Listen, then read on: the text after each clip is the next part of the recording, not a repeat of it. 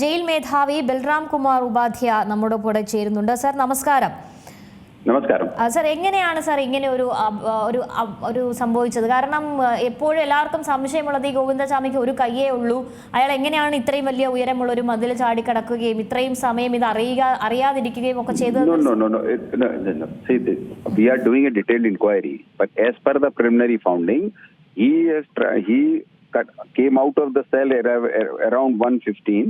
ഇത് ഒന്നേ കാല ഏകദേശം വന്നിട്ട് പിന്നെ പുള്ളി ഏതെങ്കിലും ഒരു മരങ്ങൾ പ്രദേശങ്ങളിലെ ഉള്ളിൽ തന്നെ ഉണ്ട്. 4.5 അടിയാണ് പുള്ളി ചാടി. അങ്ങനെ വേറെ CCTV പിടിച്ചാൻ സാധിക്കുമ്പോൾ 4.5 അടിയിലെ ഭാഗമാണ് പുള്ളി ചാടുമ്പോൾ ഇത് ഒരു ഔട്ട്സൈഡ് ബൗണ്ടറിയിൽ നിന്നും പുറത്തു നിന്നും ഇത് നമ്മുടെ ഒരു ഓഫീസ് ഉണ്ട്, അതിൽ ട്രെയിനി ആൾക്കാർ അവിടെ 6:45 വരെ ട്രെയിനീസ് വരാറുണ്ട്. ആ ട്രെയിനീസ് ആണ് ഇത് തുറത്ത് അവിടെ നോക്കുമ്പോഴാണ് പെട്ടെന്ന് അലേർട്ട് ചെയ്യുമ്പോൾ നമുക്ക് പോയി. കാരണം ഈ രാവിലെ 6:15 എല്ലാ ആൾക്കാർ 1000 ആൾക്കാർ നമ്മുടെ ഡെയിലി ആക്ടിവിറ്റീസ്ക്ക് വേണ്ടി സെല്ലിൽ നിന്നും പുറത്ത് വരും. ആ സമയം അങ്ങനെ കൗണ്ടിങ് ഇല്ല.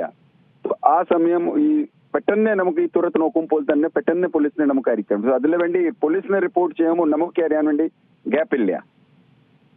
സാറേ, ഇവിടെ കൃത്യമായ സുരക്ഷാ സംവിധാനങ്ങൾ ഇല്ലാത്തതിന്റെ പ്രശ്നമാണോ? ഉദ്യോഗസ്ഥരുടെ ഞാനവിടെ ഉണ്ടായിരുന്നു, DIGയും ഉണ്ട്, പോലീസിലെ നമ്മുടെ ഭാഗം നിന്നും കൃത്യമായി ഉണ്ട്. പക്ഷെ പുള്ളി അതിൽ എങ്ങനെ അത് ചെയ്തു അത് വിശദമായി നമ്മുടെ അന്വേഷണത്തിൽ നോക്കുന്നുണ്ട്.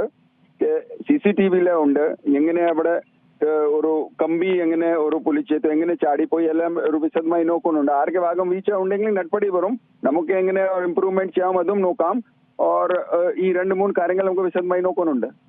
ഇതിപ്പോ അയാൾ കുറെ നാളായി ജയിലാണല്ലോ, ഇതിനു മുമ്പ് ഇങ്ങനെ എന്തെങ്കിലും ശ്രമങ്ങൾ നടത്തിയിട്ടൊന്നുമില്ലല്ലോ? ഹലോ സർ, ഇതിനു മുമ്പ് ഗോവിന്ദചാമി ഇത്തരത്തിൽ ജയിലിൽ ചാടാൻ ശ്രമങ്ങൾ വല്ലതും നടത്തിയതായി അറിയാമോ? നമുക്ക് അങ്ങനെ അല്ല. വളരെ ഒരു he was very little bit kept in the small cell with the 2 people. He was not entering, he was not calling outside, and he was in constant watch because we know he is a known criminal and he is active, so we were constantly in watch. How he worked it, we are looking into each and every aspect. നമ്മുടെ എല്ലാ കാര്യങ്ങൾ വിശദമായി നോക്കുന്നുണ്ട്. DIGയിൽ വളരെ serious ആയി enquiry അവിടെ നടക്കുന്നുണ്ട്. Okay, V R എല്ലാ ആസ്പെക്ടും നമ്മൾ നോക്കുന്നുണ്ട്. ഡീറ്റെയിൽഡ് എൻക്വയറിയിൽ ശേഷമേ നമുക്ക് എല്ലാ കാര്യങ്ങൾ കൃത്യമായി പറയാൻ പറ്റും. നടപടിക്ക് സാധ്യതയുണ്ടോ?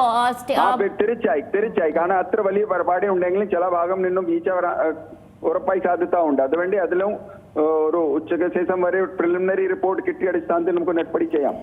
ആൾക്കാർക്ക് വിരുദ്ധമായി നടപടി തീർച്ചയായും വരും. ഗോവിന്ദചാമിയെ ജയിലിൽ മാറ്റുമോ? അത് നമ്മുടെ ഒരു ഇന്റർണൽ ഡിപ്പാർട്ട്മെന്റ് ഉണ്ട്, അത് നോക്കിയിട്ട് നമുക്ക് ഇത് ചെയ്യാം.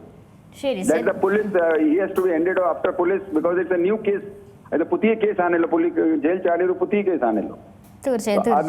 അത് പോലീസ് നടപടി ശേഷം നമുക്ക് വരുമ്പോൾ അത് നമുക്ക് അത് സുരക്ഷാ ക്രമീകരണം എങ്ങനെ കൂട്ടണം, അവർക്ക് എവിടെ വെക്കണം, അത് നമ്മുടെ ഇന്റർണൽ ഡിസിഷൻ നമുക്ക് എടുക്കാം.